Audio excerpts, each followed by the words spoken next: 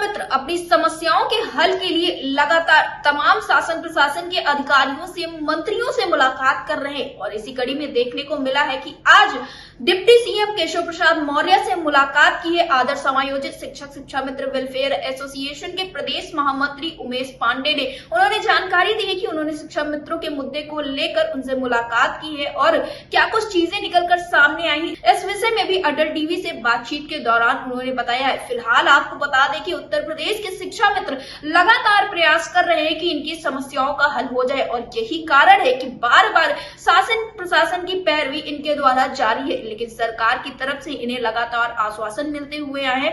फिलहाल आज की मुलाकात में क्या कुछ चीजें हुई हैं, सरकार की तरफ से आज क्या आश्वासन दिए गए हैं और क्या कुछ समय बताया गया है समस्याओं के हल के लिए, इस विषय में ज्यादा जानकारी देते हुए प्रदेश महामंत्री उमेश पांडे ने क्या कुछ कहा है, आप भी सुनिए। उमेश जी, आपका हमारे चैनल अटल टीवी पे बहुत बहुत स्वागत है। जी बहुत बहुत धन्यवाद। उमेश जी, जैसा कि कुछ खबरें निकलकर सामने है उसमें देखने को मिला है कि आज आपने तमाम बड़े राजनेताओं से मुलाकात की है, तो मैं आपसे जानना चाहूंगी आपकी मुलाकात किससे हुई और क्या कुछ चीजें निकलकर सामने आई हैं। आज हमारी मुलाकात रिया जी माननीय और लोकप्रिय डिप्टी सीएम साहब माननीय केशव प्रसाद मौर्य जी से हमारी मुलाकात हुई है। क्योंकि पहले पूर्व निर्धारित हमने उनसे समय मांगा था, तो उस समय को उन्होंने कल हमको फोन करके अवगत हुआ था कि कल आप 12 बजे के करीब आइए और आपसे मुलाकात करना होगी। हमारे साथ हमारे संरक्षक श्री कौशल किशोर जी भी थे और बैठ करके काफी कुछ हदों तक बात हुई है और हमने सर्वप्रथम हमारा एक मूल विद्यालय का शासन आदेश का आदेश जो है निर्गत हुआ है, उसके लिए हमने माननीय मुख्यमंत्री डिप्टी सीएम साहब को बधाई दिया। उसके बाद हमने अन्य समस्याओं से उनको बताया, तो उन्होंने कहा हम हर समस्या से आपकी अवगत हैं और आपका बहुत ही जल्द सारी समस्याओं का निराकरण होने जा रहा है। क्योंकि मूल विद्यालय वाला जो ये शासनादेश हुआ है, पहले उन शिक्षा मित्र जो हमारे शिक्षा मित्र साथी अपने मूल विद्यालय जाना चाहते हैं, जिनके मूल विद्यालय में जगह है, उस जगह पे उनका वो वहाँ पे उनका ट्रांसफर होगा। उसके बाद जो हमारे ऐसे साथी रह जाएंगे जिनका मूल विद्यालय में जगह नहीं है, तो उनके पड़ोस के विद्यालय या उसके बाद न्याय पंचायत स्तर पर जो भी विद्यालय हैं शेष, उनमें उनका ट्रांसफर किया जाएगा।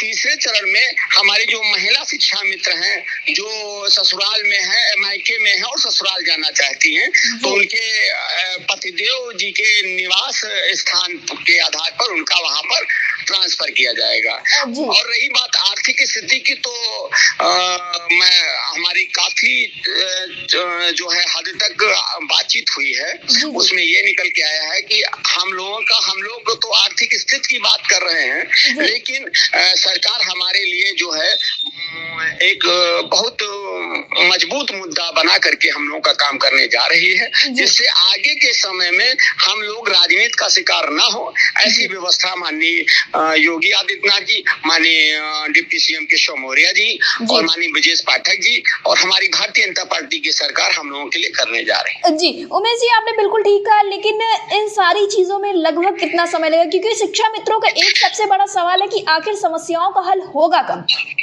देखिए, निश्चित समय तो हम भी नहीं बता सकते हैं और निश्चित समय ना सरकार बता सकती है, क्योंकि हर चीज में प्रक्रिया होती है। अगर हवाई पे काम करना हो तो कोई बात नहीं है, लेकिन चूंकि सरकार इस मुद्दे को मजबूत मुद्दा बना करके इसका कार्यक्रम ले जा रही है कि आगे हमको कहीं भी किसी भी तरह से समस्याओं का सामना ना करना पड़े, तो इसलिए थोड़ा समय लग रहा है और हमें नहीं लगता है कि बहुत जल्द समय जो बीत गया, अब आगे का जो समय है बहुत जल्द ही हम लोगों को खुशखबरी मिलेगी।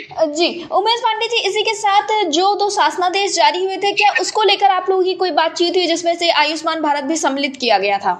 जी हाँ, जी उसके बारे में भी मेरी बात हुई है, चूंकि वो प्रोसेस स्वास्थ्य विभाग के यहाँ हो गया था, वहाँ से वो कंप्लीट हो गया है और बहुत जल्द ही आयुष्मान कार्ड का जो है ये भी काम हम शिक्षा मित्रों के लिए ये शुरू हो जाएगा। जी, यानी कि उमेश जी, अब जल्द ही आप लोगों को एक ऐसी सफलता मिलेगी जिसका इंतजार आप लोग लंबे समय से कर रहे थे, तो ऐसे में आप शिक्षा मित्रों को क्या कहेंगे, क्योंकि वो काफी आतुर नजर आते हैं? जी हाँ, मैं अपने शिक्षा मित्रों से ये अपील करता हूँ कि आप लोग जहाँ इतने दिन आपने संघर्ष किया है, थोड़ा और संघर्ष करना है। आप लोग घबराए नहीं, आप लोग परेशान न हो, एकजुटता बनाए रखें। सोशल मीडिया से मैं हमेशा कहता हूँ, आप लोग सोशल मीडिया से दूर रहें। भारतीय जनता पार्टी की सरकार आप लोगों के हित का कार्य करने जा रही है और आप लोगों को घबराने की जरूरत नहीं है, क्योंकि हमारा प्रथम कार्य है पठन पाठन। हम लोग अपने पठन पाठन पे कार्य देखिए। आपका संगठन आपके हित में सदा लगा है और आगे लगा रहेगा। जी, उमेश जी, अटल टीवी से जुड़ने के लिए धन्यवाद। आपको बहुत बहुत धन्यवाद। बहुत